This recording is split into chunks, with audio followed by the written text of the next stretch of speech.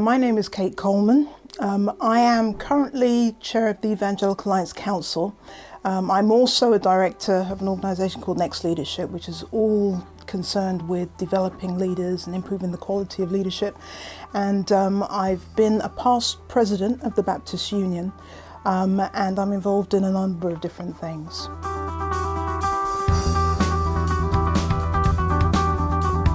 I want to talk about women in leadership, and part of the reason for wanting to talk about that is because I am a woman in leadership. I know that's an obvious statement to make, but I've had a bit of a journey, and I know that there are a lot of women out there who will also have quite a journey. A lot of girls out there who will also have quite a journey.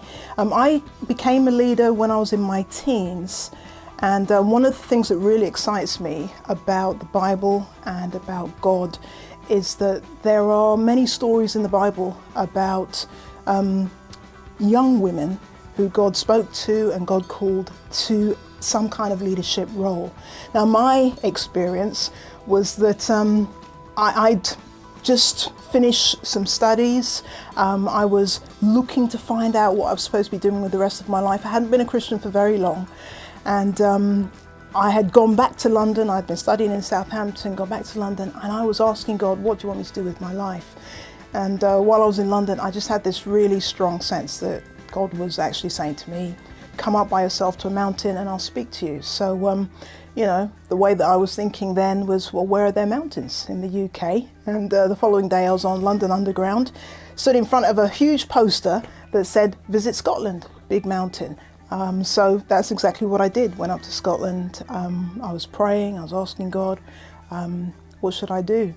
And when I was there, I heard really clearly that God was asking me to become a leader.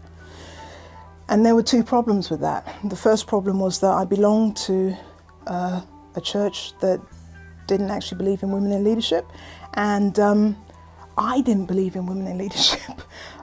So I had to do this whole journey of getting past some of my own barriers.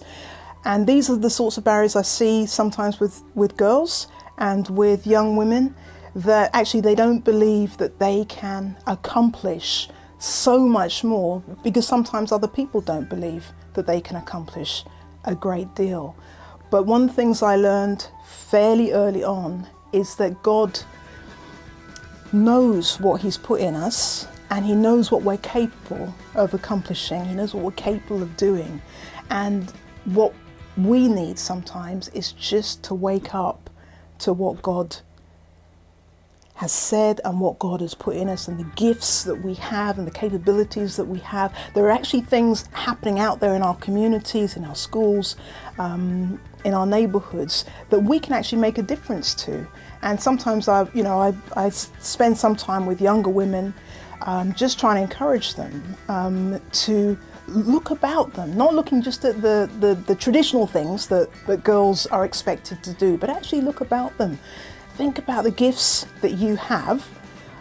Think about the difference you could make in your school, with your friends, in your neighbourhood, in the community centres, and then actually believe that you can be more and do more than you've done so far.